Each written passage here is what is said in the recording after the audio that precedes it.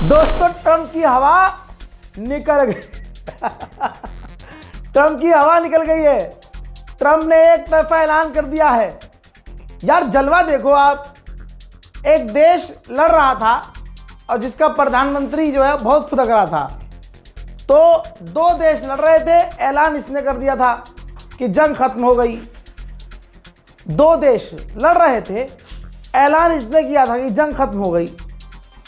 अब यहां पर ये खुद लड़ रहा था और एक तरफा इसने ऐलान कर दिया कि जंग पूरी हो गई।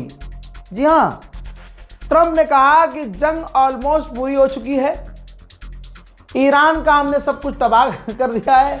ईरान की नेवी तबाह कर दी है, एयरफोर्स तबाह कर दी है, IRGC तबाह कर दिया है, हमने उन्हें घुटने पे ला दिया है। अच्छा, ईरान को पता ही नहीं है कि वो घुटने पे है। अबे ईरान घुटने पे नहीं है, तू ईरान के उस पे है, उस पे मतलब पैरों पे है। रमजान है भाई, कंट्रोल उदय। दोस्तों सॉरी आगा, सॉरी थोड़ा मैं जज्बाती हो जाता हूँ।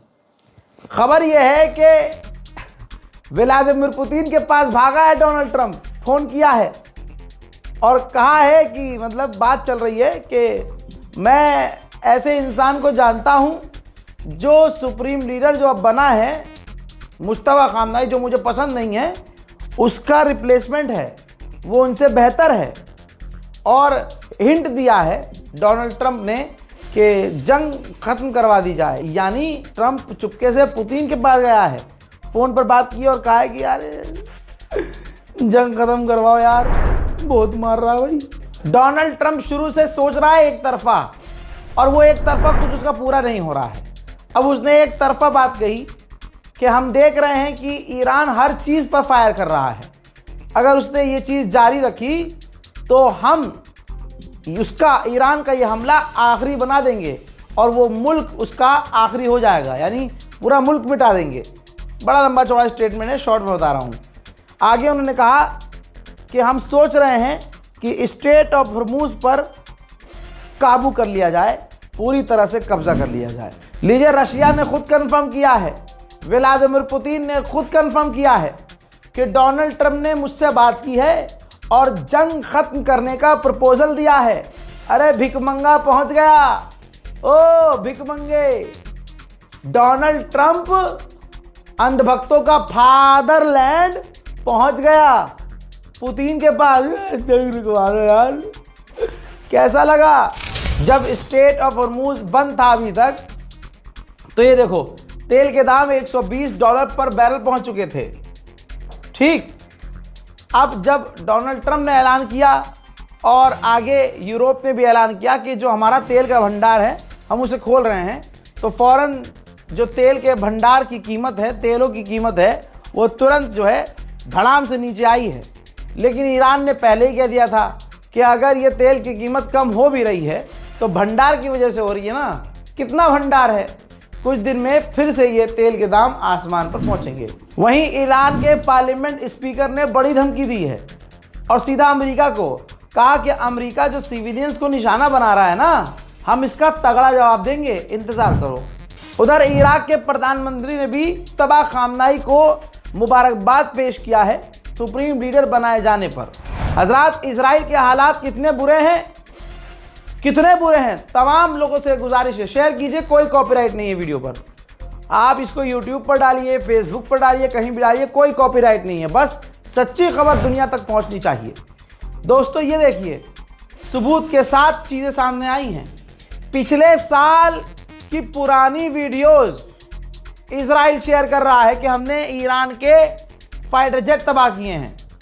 यानी झूठ देखो, इजराइल दुनिया की जो सबसे खतरनाक ताकत है, शैतानी ताकत, उसको भी अब झूठ दिखाना पड़ रहा है अपने आप को मजबूत दिखाने के लिए। पिछले साल जो 12 डेज वॉर हुआ था, उसमें ईरान के जो फाइटर जेट इसने तबाह किए थे, वो पुराने वीडियोस निकालकर दोबारा पोस्ट कर रहा है कि हमने ईरान के फाइटर जेट तबाह किए हैं। बहुत बढ़िया भाई, बहुत बढ़िया। इराक के लड़ाकों ने जिम्मेदारी ली है कि हमने इराक की सरजमीन से कुवैत में अमेरिकी ठिकानों पर बमबारी की है और ड्रोन और मिसाइल दागी। ईरान के राष्ट्रपति पेजेश्कियान को रजब तैयब अर्दोगान ने फ़ोन किया, तुर्की के राष्ट्रपति ने, और कहा भाई क्यों मार रहे हो हमें, हम तो तुम्हारे साथ हैं। पेजेश्कियान ने कहा कि भैया हमने तो दागी नहीं मिसाइल, आप जांच करवा लो या हम जांच करवा लेते हैं या दोनों मिलकर जांच कर लेते हैं। इस पर अर्दोगान को यकीन हो गया कि ये कारनामा, ये कर्मकांड इजराइल का है। बल्कि पेजेश्कियान ने कहा कि अगर आपको यकीन नहीं है तो मैं आगे की बात ये कह दूं कि मैं तो शांति चाहता हूं और मैं तो ये कह रहा हूं कि आपस में जो टेंशन बढ़ गई है इसको ख़त्म करने के लिए आप जैसा चाहते हैं हम करने को तैयार हैं। मेडिटेरियन सी में फ्रांस का एक एयरक्राफ्ट कैरियर है। भाई इमैनुअल मैक्रोन फ्रांस का जो राष्ट्रपति है वो अपने हेलीकॉप्टर में सवार होकर अपने उस एयरक्राफ्ट कैरियर पर पहुंचा है और उसका पूरा दौरा किया है। कहा जा रहा है कि ये एयरक्राफ्ट कैरियर मिडिल ईस्ट जा रहा है अरब देशों को ईरान के हमलों से बचाने के लिए। ट्रंप ने क्या ऐलान किया कि जंग जो है पूरी हो चुकी है, पूरी हो गई है। अबे ईरान ने कहा था शुरू तुमने किया है, ख़त्म हमारे हिसाब से होगा। ईरान के ऑफिशियल ने कहा है कि अब से हम जो भी मिसाइल दागेंगे उसमें विस्फोटक जो धमाकेखेज चीज़ें होंगी वो 1 टन की होंगी। हजरात, अब मैं आपको ऐसा वीडियो दिखाऊंगा जिसमें आप कहेंगे कि भाई ये तो कोई और ताकत है ईरान के पास। भाई वीडियो नज़र आ रहा है कि ईरान की एक मिसाइल आ रही है और इजराइल के 3 रॉकेट एयर डिफेंस सिस्टम से निकलते हैं और ईरान के उस मिसाइल को मारने की कोशिश करते हैं, लेकिन ईरान की वो मिसाइल को नहीं मार पाते और उनको चकमा देते हुए ईरान की मिसाइल इजराइल में जाकर गिरी।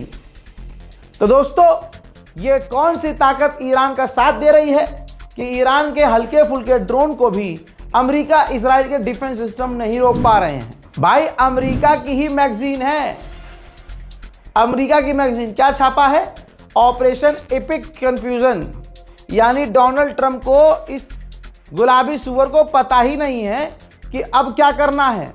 जंग शुरू कर दी, लेकिन अब क्या करना है, जंग खत्म करने के बाद क्या करना है। फिलहाल अब ये सब चीज़ें कैसे बर्दाश्त करनी है, कैसे कंट्रोल करनी है, कैसे छींचा लेकर मिटाना है, संभालना है, उस पर ध्यान दिया जा रहा है। इजराइल के लोग कुछ ही दिनों में अपना मुल्क छोड़कर भागने लगे। इजराइल के बेन गुरियन एयरपोर्ट पर लगातार लाखों की भीड़ है। ऐसे में सायरन भी और बज गया, ईरान की मिसाइलें आ गईं। अब तमाम पैसेंजर्स तुरंत एयरपोर्ट के नीचे बंकर में भागते हैं और उसके बाद बंकर का मंजर ये है।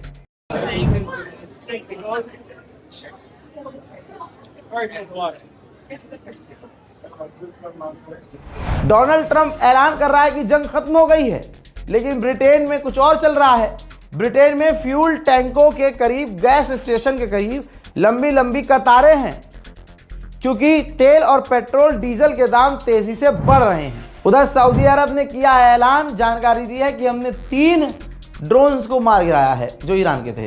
हो, ईरान के विदेश मंत्री कह रहे हैं कि अभी हमारे पास और भी सरप्राइजेज हैं, हमारे पास स्टोरेज में बहुत सारी चीज़ें हैं, चिंता मत कीजिए, अभी जंग जारी रहेगी। भाई ईरान की फौज ने तो भाई साहब बम्बू लगा लिया है, सरसों का तेल और सांडे का तेल एक साथ लगाकर लट पकड़ रहे हैं। ये देख लीजिए, जो IRGC की ग्राउंड फौज है उसने कहा है कि हम इंतज़ार कर रहे हैं अमेरिका की फौज का। दोस्तों कमाल ही हो गया, ईरान बहुत खौफनाक लड़ रहा है और बहुत बुरी तरह से पीट रहा है।